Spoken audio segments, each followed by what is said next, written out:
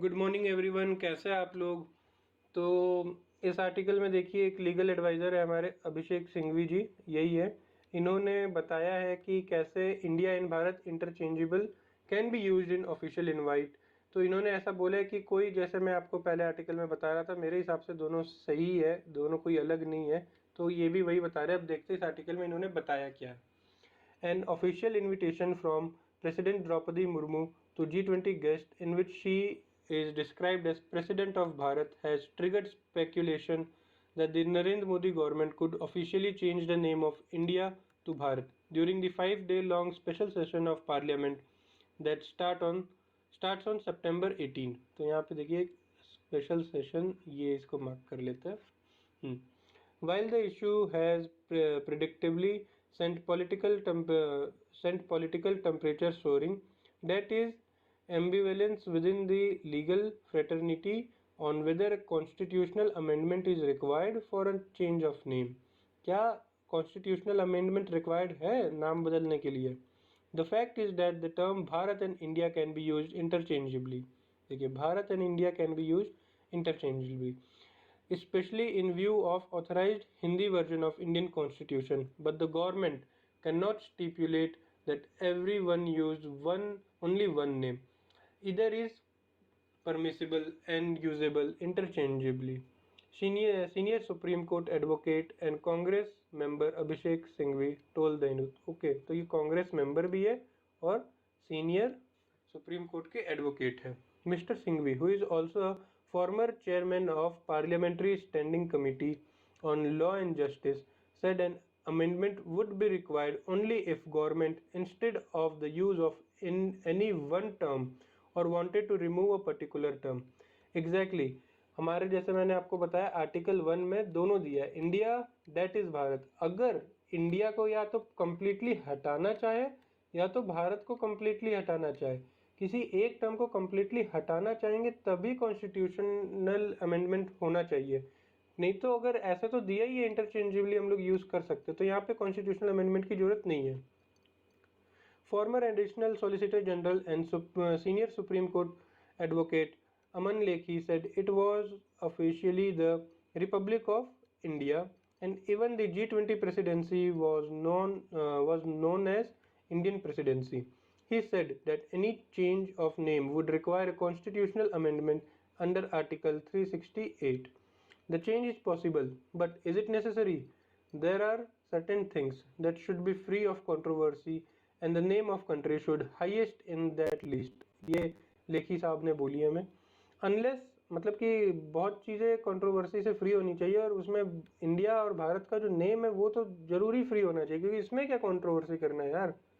Unless any intention to the contrary is made explicit, the terminology is only a question of semantics, and at this stage there is no need to read annoying sinister।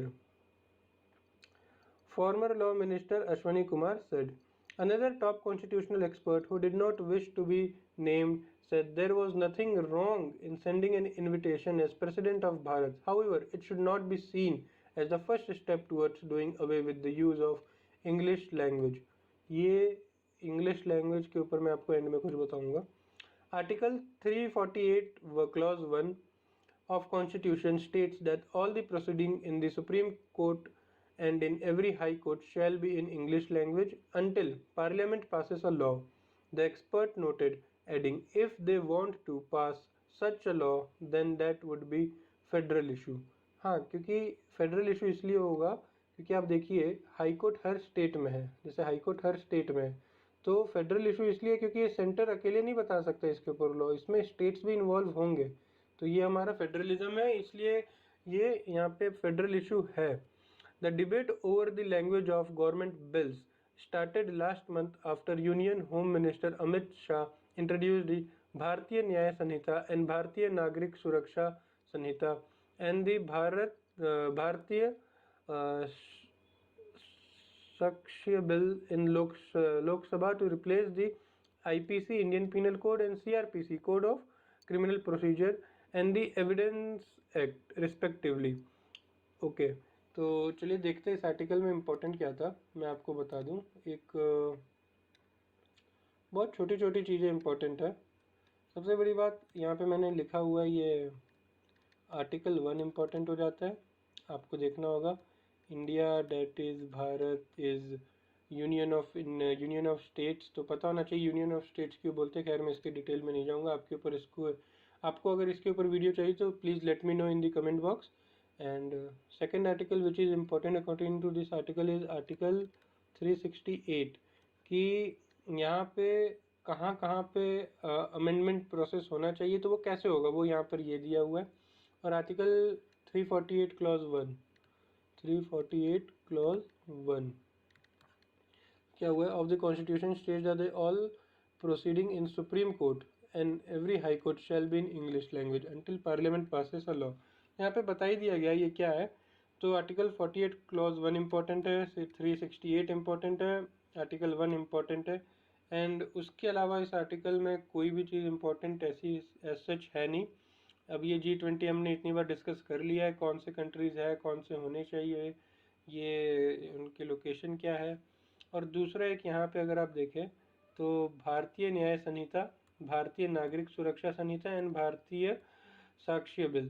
तो evidence, evidence को हिंदी में साक्ष्य बोलते हैं, इसलिए evidence bill, CRPC और IPC, तो इनका नाम और इसमें क्या माइन्यूट माइन्यूट चेंजेस हुए हैं वो हमें पता होने चाहिए, क्योंकि ये कहीं भी आंसर राइटिंग में या आपके ऑब्जेक्टिव क्वेश्चन में एक माइन्यूट डिटेल पूछ सकते हैं। ज़्यादा कोई चेंजेस नहीं है, पर हाँ changes are just for the good. अगर आपको इसके ऊपर भी वीडियो चाहिए then please let me know in the comment box, मैं आपको इनके ऊपर एक स्पेशल वीडियो बनाकर बताऊंगा।